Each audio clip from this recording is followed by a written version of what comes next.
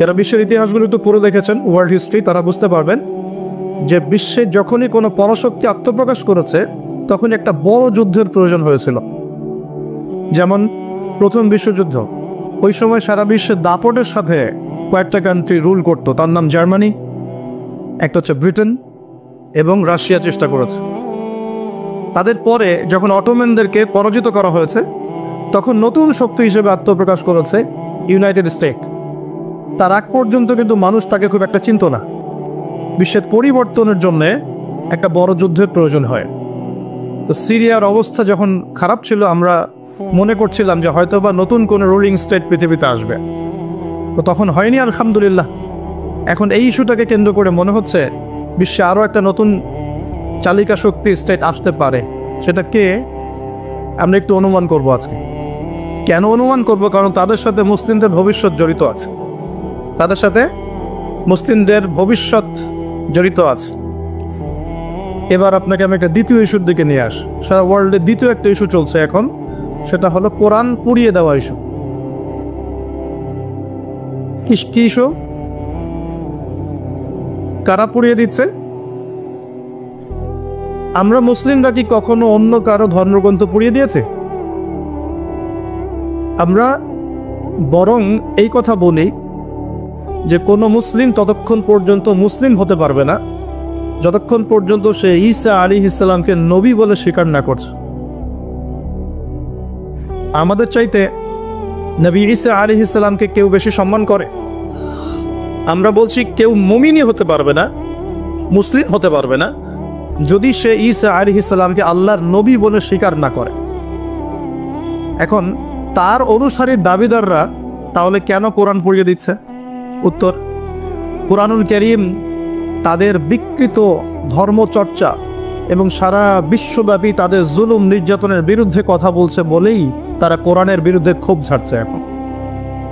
যেমন তাদের মধ্যে জেনাটা হালাল, যে যার সাথে ইচ্ছা জেনা করতে পারে, আর আল্লাহ পাক কোরআনে বলছেন জেনার ধার কাছেও যেও না।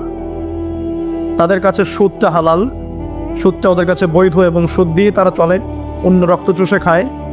সুদের ফলাফলটা অনেকটা ঢাকা শহরের মতো। কিসের মতো? একটা অংশ দেখবেন দিন দিন রিচ হচ্ছে, দিন দিন রিচ থেকে রিচার হচ্ছে একটা অংশ, আর একটা অংশ দিন দিন প্রভার্টি এবং ডিস্ট্রিবিউশনের মধ্যে যাচ্ছে। প্রত্যেকটা বড় বড় শহরের এই চিত্র। সুদের মধ্য দিয়ে সারা বিশ্বের একটা অংশের মানুষ দিন দিন ধনী হয়েছে। সবার ক্ষতি হয়নি, কিন্তু ধনীরা আরও ধনী হয়েছে, আর গরিবরা দিন দিন তাদের অর্থ সম্পদের মান হারিয়েছে, তাদের অধিকার হারিয়েছে, তাদের জীবনযাত্রার মান কমে গেছে, প্রভার্টি এবং ডিস্ট্রিবিউশনের মধ্যে চলে গেছে দরিদ্ররা। তারা এক কথায় বলতে পারি দাসত্বের শৃঙ্খলে আবদ্ধ হয়েছে, অর্থনৈতিক দাসত্বের শৃঙ্খলে আবদ্ধ হয়েছে। এটা ব্যক্তি থেকে শুরু করে সমাজ, কোনো কোনো ক্ষেত্রে রাষ্ট্র পর্যন্ত দাস হয়ে গেছে। আপনারা কি শ্রীলঙ্কার কথা জানেন? দেশটা যে দেউলিয়া হয়ে গিয়েছিল, কেন হয়ে গেছে? মূল কারণটা কি?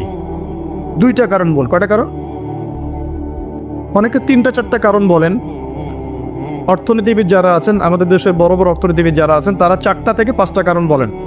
আমি স্টাডি করেছি, কিন্তু আমরা ইসলামিক সেন্সে দেখি 2টো কারণ। কয়টা কারণ? 1 নাম্বার দুর্নীতি। 1 নাম্বার কি? দুর্নীতি। 2 নাম্বার হচ্ছে রিবা বা সুদ। ব্যাস, যথেষ্ট। বাকি যেগুলো অপরিকল্পিত প্রজেক্ট ইত্যাদি ইত্যাদি, এগুলো অত মেজর কারণ নয়, এগুলোকে সামাল দেওয়া যেত। মূল কারণ 2টো, একটা হচ্ছে করাপশন বা দুর্নীতি, একটা হচ্ছে রিবা বা সুদ। আপনারা কি জানেন এই উপমহাদেশের মধ্যে আরও একটা কান্ট্রি ঠিক শ্রীলঙ্কার মতো পরিণতি বরণ করতে যাচ্ছে? নো, বাংলাদেশ না, এক্স্যাক্টলি পাকিস্তান। অথচ তারা এই তো আমাদের মহান মুক্তিযুদ্ধে কত নির্মমভাবে আমাদের ভাইদেরকে হত্যা করেছিল না? এটা কি ন্যায় ছিল না অন্যায় ছিল? আচ্ছা, কি উদ্দেশ্য ছিল ওদের? ওরা চাইতো আমাদেরকে শাসন করতে, আমরা দাসত্বের শৃঙ্খলা থাকবো, ওরা আমাদেরকে শাসন করবে। আজকে দেখেন মাত্র 30 থেকে 40-50 বছরের ব্যবধানে আল্লাহ পাকের কি ফয়সালা। আমরা কারো ক্ষতিতে কিন্তু খুশি হই না। আল্লাহ পাকের ফয়সালা দেখুন, এমন একটা জায়গায় চলে গেছে যে হয়তো তাদের কাছে ওষুধের কাঁচামাল আছে 2 দিনের। কয় দিনের? গতকালকে রিপোর্ট, ওষুধ তৈরির যে কাঁচামাল প্রয়োজন হয় যেগুলো বাইরে থেকে মানুষ ইম্পোর্ট করে, যেগুলো শিপ থেকে নামানো হয়, এগুলো নামানোর মতো ডলার তাদের কাছে নাই যে ডলার দিয়ে সেগুলো নামাবে। 2 দিনের মেডিসিন আছে ওদের কাছে। আপনারা জানেন না, আমাদের টাকার হিসেবে যদি $1 সমান সমান 80 বা 100 টাকা হয়, অলরেডি তাদের কাছে $1 সমান সমান প্রায় 375 রুপি পাকিস্তান রুপি, এবং তাদের মুদ্রাস্ফীতি অনেক বেশি। সুদের কারণে, পশ্চিমাদেরকে বন্ধুরূপে গ্রহণ করার কারণে, কোনো কোনো ক্ষেত্রে মুসলিমদের সাথে গাদ্দারি করার কারণে, কোনো কোনো ক্ষেত্রে করাপশনের কারণে এবং ডমিনেশন, জনগণের উপর ডমিনেশনের কারণে আজকে আস্তে আস্তে আস্তে আস্তে ওদের অবস্থা এমন একটা জায়গায় চলে গেছে। আল্লাহ না করুক, আমরা তো কারোর জন্য বদদোয়া করব না, আল্লাহ না করুক, দেখা যাবে হয়তো 1 মাস রমজান মাসের মধ্যে দেখবেন দেউলিয়া হয়ে বসে আছে। এমন হতে পারে। কেন হচ্ছে বিষয়গুলো? কারণ রিবা। মূল কারণটা কি? রিবা এবং দুর্নীতি। মূল কারণটা কি? দুর্নীতি এবং রিবা। একটা কথা বলি, দুর্নীতিতে কিন্তু আমরাও কম না, অন্তত এদিকে কিন্তু আমরাও কম না। একটা সময় ছিল যখন আমরা 1 নাম্বার ছিলাম, মনে আছে? এটা ছিল 2005 সালের কথা। কত সাল? 2005 সাল। এখন কত? 2023। এখন আমাদের অবস্থা মাশাআল্লাহ আগের চেয়ে কিছুটা ভালো হয়েছে। এখন আমরা এই যে কারেন্ট অ্যাফেয়ার্স, যারা তোমরা পড়াশোনা করো, বিসিএস কোচিং করছেন, আপনারা জানবেন এখন আমরা কত নাম্বার? 13 নাম্বার। কত নাম্বার? 13 নাম্বার। কিছুটা তো উন্নতি হয়েছে। 1 নাম্বারকে জানেন দুর্নীতিতে কোন কান্ট্রি? সুদান, দক্ষিণ সুদান। কোন কান্ট্রি? দক্ষিণ সুদান কি মুসলিম কান্ট্রি না মুসলিম কান্ট্রি? মুসলিমরা টপে কেন? দুর্নীতির সাথে মুসলিমদের কোনো সম্পর্ক থাকার কথা কি?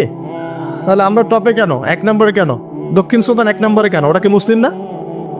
তাহলে শুধু লা ইলাহা ইল্লাল্লাহ মুখে বললেই মুসলিম হওয়া যায় না, যতক্ষণ পর্যন্ত না মানুষ কোরআন এবং সুন্নাহকে আমল করে দেখাচ্ছে। আপনারা কি জানেন সবচেয়ে কম দুর্নীতিপূর্ণ কান্ট্রি কোনটা? জানি? ডেনমার্ক। হ্যাঁ, কে বলেছে? ডেনমার্ক। তার সাথে আরো একটা কান্ট্রি আছে, তার নাম হচ্ছে নিউজিল্যান্ড। কোন কান্ট্রি? এই দুটো কান্ট্রির কোনোটাই কি মুসলিম কান্ট্রি? তারা কি লা ইলাহা ইল্লাল্লাহ বিশ্বাস করে? তাদের সংবিধানে কোরআন আছে, তাদের আমলের মধ্যে রাসূলের সুন্নাত আছে, তারপরেও তারা দুর্নীতি মুক্ত হলো কিভাবে?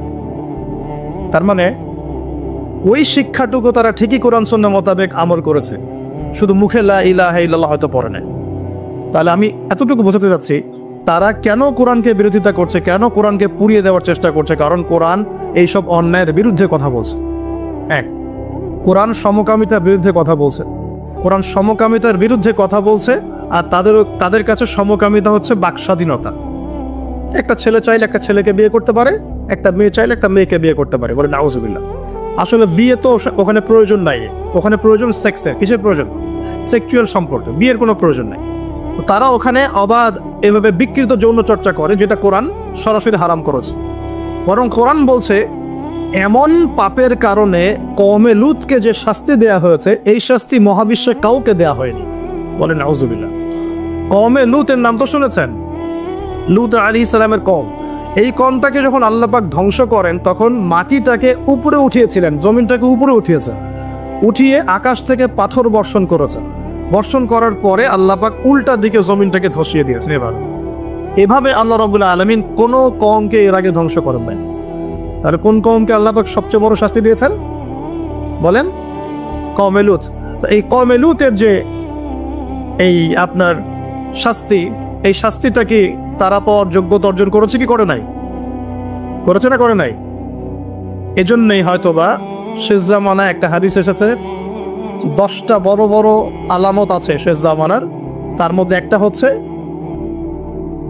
বিশাল একটা ভূমিকম্প হবে, একটা পৃথিবীর পূর্ব দিকে, একটা হচ্ছে পশ্চিম দিকে, আর একটা হচ্ছে পৃথিবীর মাঝখানে। আল্লাহ রাব্বুল আলামিন হয়তো ওই শাস্তি আবার পুনরাবৃত্তি ঘটাবেন। ওরা কেন কোরআনকে পুড়িয়ে দেয়?